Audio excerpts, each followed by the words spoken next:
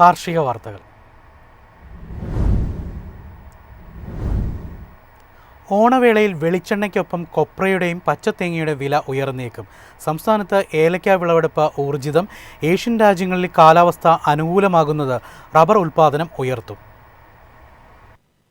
നാളികേരോൽപ്പന്നങ്ങളുടെ വിലയിടിവ് അവസരമാക്കി വൻകിട മില്ലുകാർ താഴ്ന്ന വിലയ്ക്ക് കൊപ്ര വാരിക്കൂട്ടി. വ്യവസായികളുടെ ഈ നീക്കം വിപണിയുടെ തിരിച്ചുവരവിന് അവസരമൊരുക്കും. പച്ചത്തേങ്ങ കിലോ 80 രൂപയിൽ നിന്ന് 57 വരെ ഇടിഞ്ഞെങ്കിലും ഓണവേളയിൽ വെളിച്ചെണ്ണയ്ക്ക് ഒപ്പം കൊപ്രയും പച്ചത്തേങ്ങയും മികവ് കാണിക്കാം. കാങ്കയത്ത് കൊപ്ര വില കിലോ 197 രൂപയിൽ നിന്നും 212 ഉയർന്നു. ഓണം അടുക്കുന്നതോടെ പച്ചത്തേങ്ങ വിലയും മികവ് പ്രതീക്ഷിക്കാം. സംസ്ഥാനത്ത് ഏലക്ക വിളവെടുപ്പ് ഊർജിതം. സീസണിനിടയിൽ തോട്ടങ്ങളിൽ വളപ്രയോഗങ്ങൾ നടത്തിയവർക്ക് ഉൽപാദനം മെച്ചപ്പെട്ടതായി കർഷകർ. കാലാവസ്ഥ ഇതേ നിലയിൽ നീങ്ങിയാൽ അടുത്ത മാസം വിളവ് ഉയരും. ഇന്ന് 2 ലേലങ്ങളിലായി 1.57 ലക്ഷം കിലോ ഏലക്ക വിൽപ്പനയ്ക്കിറങ്ങി. കയറ്റുമതിക്കാർക്കൊപ്പം ആഭ്യന്തര വാങ്ങലുകാരും പുതിയ ഏലക്ക മത്സരിച്ച് ശേഖരിച്ചു. രാവിലെ നടന്ന ലേലത്തിൽ 87,716 കിലോ വിറ്റഴിഞ്ഞു. ശരാശരി ഇനം ഏലക്ക കിലോ 2,446 രൂപയിൽ കൈമാറി. സംസ്ഥാനത്തിന്റെ പല ഭാഗങ്ങളിലും മഴ അനുഭവപ്പെടുന്നുണ്ടെങ്കിലും റെയിൻഗാർഡ് ഒരുക്കിയ തോട്ടങ്ങളിൽ കർഷകർ ടാപ്പിംഗിന് അവസരം കണ്ടെത്തി. കാലാവസ്ഥ തെളിഞ്ഞാൽ ഷീറ്റ് ഉൽപാദനം കർഷകർ ഉയർത്തും. നിലവിൽ ലാറ്റക്സ് വിൽപ്പനയ്ക്കാണ് അവർ താൽപര്യം കാണിക്കുന്നത്. ലാറ്റക്സ് വില 129 രൂപയാണ്. 4ാം ഗ്രേഡിന് കിലോ 1 രൂപ കുറഞ്ഞ് 197 രൂപയായി. ഏഷ്യൻ രാജ്യങ്ങളിൽ കാലാവസ്ഥ അനുകൂലമാകുന്നത് റബ്ബർ ഉൽപാദനം ഉയർത്തും. സെപ്റ്റംബർ മുതൽ ബാങ്കോക്ക് വിപണി സജീവമാകും. ബാങ്കോങ്ങിൽ ഷീറ്റ് 186 രൂപയായി കുറഞ്ഞു. പുതിയ ഷീറ്റ് ഇറങ്ങും മുന്നേ സ്റ്റോക്ക് വിറ്റുമാറാനുള്ള ശ്രമത്തിലാണ് തായ് മാർക്കറ്റിലെ ഒരു വിഭാഗം ഇടപാടുകാർ. ജപ്പാൻ ഒസാക്ക വിപണിയിൽ റബ്ബർ കിലോ 322 യെന്നിൽ നിന്നും 318 യെന്നിലേക്ക് താഴ്ന്നു. News desk Myfin TV. രാജ്യത്തെ മികച്ച കൊക്കോ കർഷകൻ കോട്ടയം മണിമലക്കാരൻ KJ വർഗീസ്. കേന്ദ്ര കൃഷി മന്ത്രാലയത്തിന്റെ ഈ വർഷത്തെ അവാർഡിനാണ് വർഗീസ് അർഹനായത്.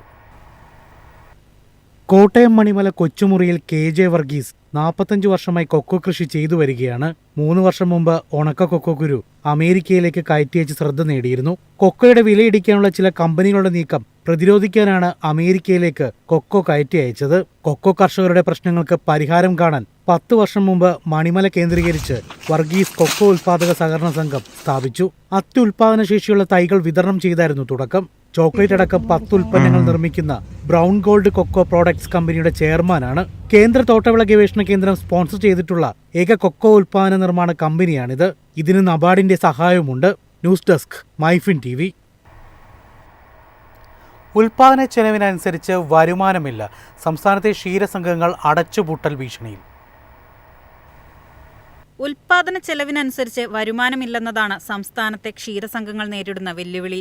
സർക്കാരിന്റെ അടിയന്തര സഹായം ലഭിച്ചില്ലെങ്കിൽ പലതും അടച്ചുപൂട്ടേണ്ടി വരുമെന്നാണ് ക്ഷീരകർഷകർ പറയുന്നത്. പ്രതിദിനം 30 മുതൽ 40 ലിറ്റർ മാത്രം അളക്കുന്ന യൂണിറ്റുകളുണ്ട്. ഈ സംഘങ്ങളിൽ ജീവനക്കാർക്ക് ശമ്പളവും മറ്റു ചെലവുകളും വഹിക്കാനുള്ള ശേഷിയുള്ളവയല്ല. തൊഴിലുറപ്പ് പദ്ധതിയിൽ ക്ഷീരകർഷകരെ ഉൾപ്പെടുത്തി പശുവളർത്തൽ തൊഴിൽ ദിനങ്ങളായി കണ്ട് സർക്കാർ സഹായം ഉറപ്പാക്കണമെന്നാണ് ക്ഷീരകർഷകർ ആവശ്യപ്പെടുന്നത്. ക്ഷീരകർഷകർ ഇല്ലാതായാൽ ശുദ്ധമായ പാൽ ഉൽപാദനവും നിലയ്ക്കുമെന്ന് ഇവർ മുന്നറിയിപ്പ് നൽകുന്നു. തീറ്റപ്പുല്ലും മറ്റും സുലഭമായി കിട്ടുന്ന മഴക്കാലത്ത് പോലും ഉൽപാദനം വർദ്ധിക്കുന്നില്ല. ഈ സാഹചര്യത്തിൽ വേനൽക്കാലം കടുത്ത പ്രതിസന്ധിയിലായിരിക്കുമെന്ന ആശങ്കയും കർഷകർക്കുണ്ട്. News desk Myfin TV. Indian തേയിലയ്ക്ക് അമേരിക്കയിൽ വില ഉയരും. താരിഫ് വർധനവിന്റെ പ്രത്യാഘാതം ദീപാവലി വിൽപ്പനയിൽ പ്രതിഫലിക്കുമെന്നും വിലയിരുത്തൽ. സെപ്റ്റംബർ ഒക്ടോബർ മാസങ്ങളിൽ അമേരിക്കയിൽ ഇന്ത്യൻ തേയിലയ്ക്ക് വില ഉയരുമെന്നാണ് കണക്കാക്കുന്നത്. അമേരിക്കയിൽ തേയില ഉൽപ്പാദനം ഇല്ലാത്തതിനാൽ ഇറക്കുമതിയെ പൂർണ്ണമായി ആശ്രയിച്ചേ മതിയാകൂ. എന്നാൽ വിതരണക്കാരനോ കമ്പനിക്കോ 50% താരിഫിൽ അമേരിക്കയിലേക്ക് തേയില കയറ്റുമതി ചെയ്യുന്നത് സാധ്യമാകുന്ന കാര്യമല്ല.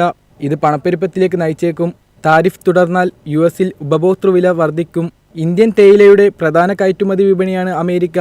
രണ്ടാമത്തെ വലിയ വിപണി മിഡിൽ ഈസ്റ്റും. പ്രീമിയം തേയിലയുടെ ഏറ്റവും വലിയ ഉൽപ്പാദകർ ഇന്ത്യയാണ്. ഇന്ത്യയിൽ നിന്ന് US വിപണിയിലേക്ക് 3 തരം ചായകൾ അയക്കുന്നു. ഒന്ന് ലൂസ് ടീ ആണ്. രണ്ടാമത്തേത് വാൽമാർട്ട് പോലുള്ള വലിയ US ആസ്ഥാനമായുള്ള റീറ്റെയിൽ ശൃംഖലകളിൽ നിന്നുള്ള സ്വകാര്യ ലേബലുകളും ഇന്ത്യയിൽ നിർമ്മിച്ച് കയറ്റുമതി ചെയ്യുന്നു. മൂന്നാമത്തേത് വൻകിട കമ്പനികൾ വിൽക്കുന്ന പാക്കേജ് ചെയ്ത ചായയാണ്. ഈ 3 വിഭാഗങ്ങളെയും US താരിഫ് ബാധിക്കുമെന്നാണ് റിപ്പോർട്ട്. News desk Myfin TV. സംസ്ഥാനത്തെ നേന്ത്രക്കായ ഉൽപ്പാദനത്തിൽ മുന്നേറുമ്പോൾ വാഴകൃഷി ഭൂമി ചുരുങ്ങുന്നു. രാസവളവും സാങ്കേതിക വിദ്യയും നേട്ടമായെന്ന് വിലയിരുത്തൽ. ഉൽപാദനത്തിൽ വൻ കുതിപ്പുണ്ടായെങ്കിലും സംസ്ഥാനത്തെ ഏത്തവാഴ കൃഷിയിടങ്ങൾ കാര്യമായി കുറഞ്ഞതായാണ് സംസ്ഥാന സർക്കാരിന്റെ സ്ഥിതിവിവരക്കണക്കു വിഭാഗം പുറത്തുവിട്ട ഡാറ്റ വ്യക്തമാക്കുന്നത്. 1952-53 മുതൽ 2022-23 വരെയുള്ള കണക്കാണ് സർക്കാർ പുറത്തുവിട്ടിരിക്കുന്നത്. ഏറ്റവും കൂടുതൽ സ്ഥലത്ത് ഏത്തവാഴ കൃഷി ചെയ്തത് 1963-64 കാലത്താണ്. അന്ന് 1,06,603 ഹെക്ടറിലായിരുന്നു കൃഷി. അത്രയും സ്ഥലത്ത് നിന്ന് അന്ന് കിട്ടിയത് 73,773 ടൺ ഏത്തക്കായയായിരുന്നു. എന്നാൽ 2022-23 ആയപ്പോൾ കൃഷിയിടം 47,803 ഹെക്ടറായി ചുരുങ്ങിയെങ്കിലും ഉൽപാദനം 4,68,066 ടണ്ണായി ഉയർന്നു. അതായത് ഹെക്ടറിന് 9.79 ടൺ. പോഷകങ്ങളടങ്ങിയ രാസവള പ്രയോഗം ഉൽപാദനത്തിൽ കുതിപ്പിന് കാരണമായിട്ടുണ്ട്. ഉൽപാദന ചെലവിലും കുതിപ്പുണ്ടായി. 1984-86 കാലയളവിൽ 1 ഹെക്ടർ വാഴകൃഷിക്കുള്ള ചെലവ് 14,675 രൂപയായിരുന്നു. 2022-23 ആയപ്പോൾ ഇത് 2,43,605 രൂപയായി.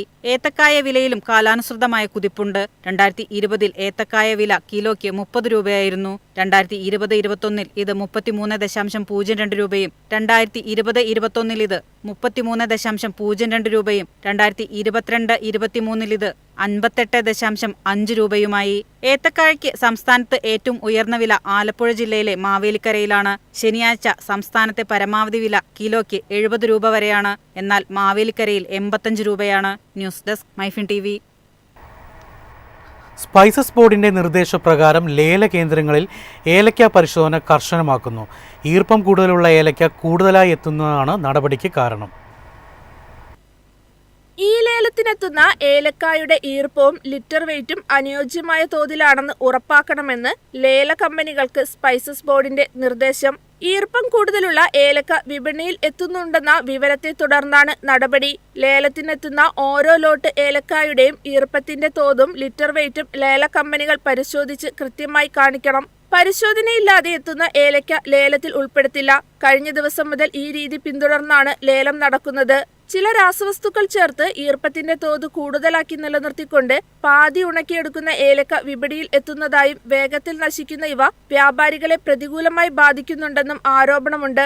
ഇത്തരത്തിൽ ഏലക്ക കയറ്റുമതി ചെയ്താൽ തിരിച്ചയക്കാനുള്ള സാധ്യത ഏറെയാണെന്നതും വിപണിയിൽ പ്രതിഫലിക്കുമെന്നും കാർഡമം ട്രയർ ഓണേഴ്സ് അസോസിയേഷൻ പരാതിപ്പെട്ടിരുന്നു. News desk Myfin TV. കമ്പോള നിലവാരം.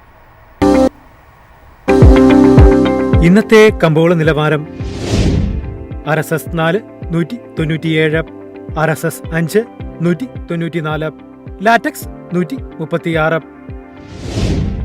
ജാതിക്ക 310, ജാതിപത്രി 1800 മുതൽ 2000 വരെ, ഗ്രാമ്പു 790, അടയ്ക്ക 200, കാപ്പിക്കുരു 190, കൊക്കോ പരിപ്പ് 330, കുരുമുളക് ഗാർബിൾ 69,800, കുരുമുളക് അൺഗാർബിൾ 67,800, ഏലക്ക 2,400 മുതൽ 2,500 വരെ, വെളിച്ചെണ്ണ 36,800, കൊപ്ര 22,400, ചുക്ക് 21,200.